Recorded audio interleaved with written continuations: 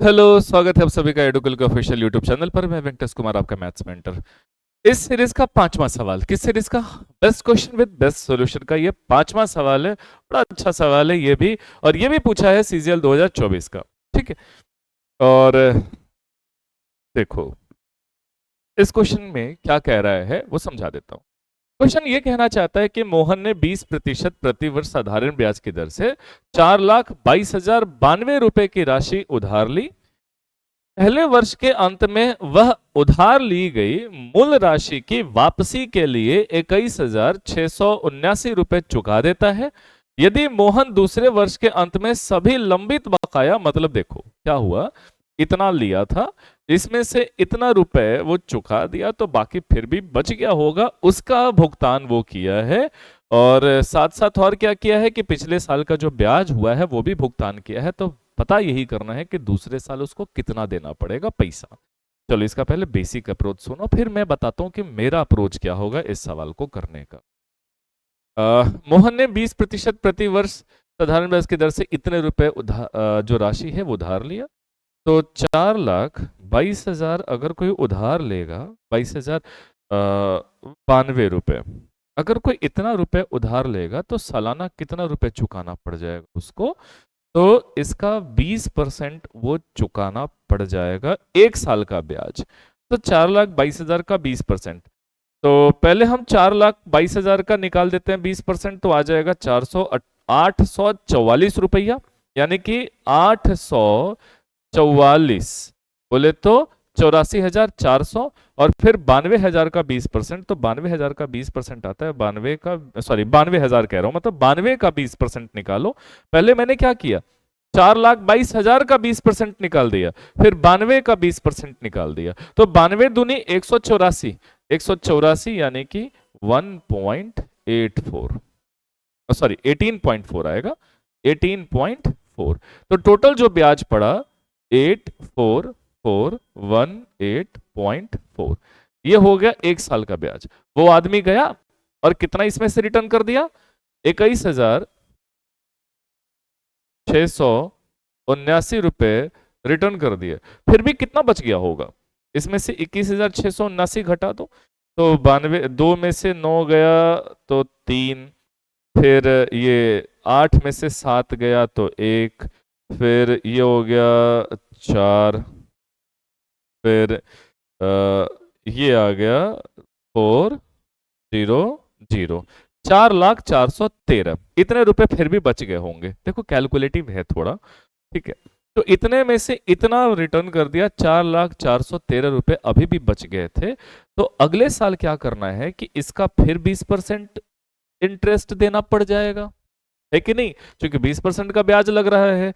तो 4,22,000 पहले साल था, जिसका एक साल का ब्याज इतना पड़ गया, वो आदमी गया इतने रुपए दे दिया, फिर भी इतने रुपए और रह गया देने के लिए। अब अगले साल देगा, इसका भुगतान करेगा लेकिन ब्याज सहित, तो पहले इस पर ब्याज निकाल दिया, तो इसका 20% कितना होगा?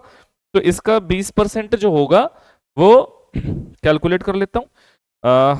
4,00,000 का 20% तो होगा 80,000, 80,000 प्लस 413 का 20% निकाल दो, 413 का डबल करो तो 826, 826, 82.6, 82.6। तो टोटल जो ब्याज रहा वो कितना रहा, वो इतना रह गया। इनको जरा जोड़ देते हैं, तो 8,00,000, सॉरी 80,000, 800, सॉरी 80,082 ना, 80,082.6, 80,082 प्लस 84,418 प्लस इतने रुपए और, तो टोटल हो गया कितना? इनको जब जोड़ेंगे तो हम यूनिट डिजिट से अलग कर सकते हैं। 4 और 6 तो 0 आ गया, 8 और 2 10, 10 और 3 13, और 1 14, जिसके लास्ट में 4 आएगा। तो लास्ट 4 किस में आ रहा है? इसमें आ रहा है लास्ट।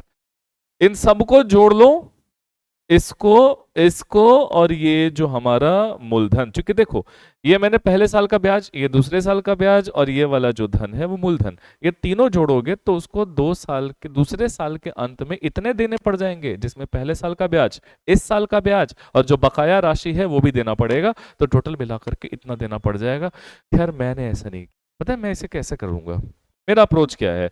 ऐसे अगर करोगे मेरे भाई तो दिमाग सही में खराब होगा, ऐसे नहीं करना है, थोड़ा सोच लेना है। और जब मैंने ऑप्शंस को देखा तो मुझे ऑप्शन थोड़ा दूर दूर नजर आया, मेरा दिमाग यहाँ पे खुला कि ठीक है मैं ऐसा करूं ही क्यों, मैं ना अप्रोक्सीमेशन लगाऊंगा। देखो कैसे, 4,22,092 के जगह 4,22,000 मान लो, कितने मान लो, 4,22,000 ही है। अब 4,22,000 कोई उधार लेगा, 20% का ब्याज लगेगा, तो सालाना उसको देना पड़ जाएगा 84,400। 4,22,000 का 20%, 84,400 देना पड़ेगा। अच्छा, इसमें से वो आदमी गया और 21,679 दे दिया, तो यार देखो फिर भी मोटा मोटी अगर मैं बात कर लू, 4,22,000 में से 21,679 दे दिया, तो फिर भी 4 लाख तो बचा रह गया ना। अप्रोक्सीमेशन लगा रहा हूं मैं, ठीक है, क्योंकि ऑप्शन दूर दूर है तो लगाना चाहिए यहां पे। तो 4 लाख फिर भी बच गए थे, तो अगले साल इस 4 लाख पर भी 20%, 4 लाख का 20% कितना होगा, 80,000, 80,000 ये ब्याज हो गया।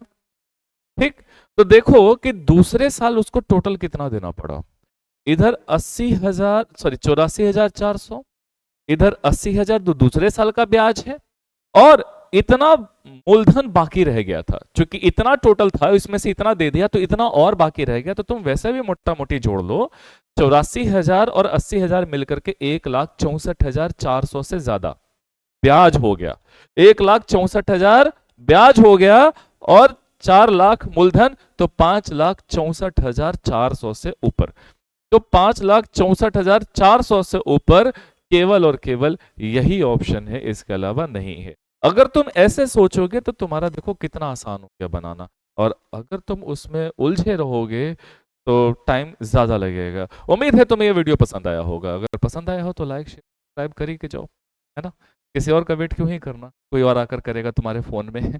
ठीक, तुम करो और लोगों को भी बताओ, और एज यूजुअल तुम्हारे लिए क्वेश्चन है, इस क्वेश्चन को बनाओ और कमेंट में जाकर पोस्ट करो अपना आंसर। ठीक है, मिलते हैं अगले वीडियो में, तब तक के लिए बाय बाय, कीप लर्निंग।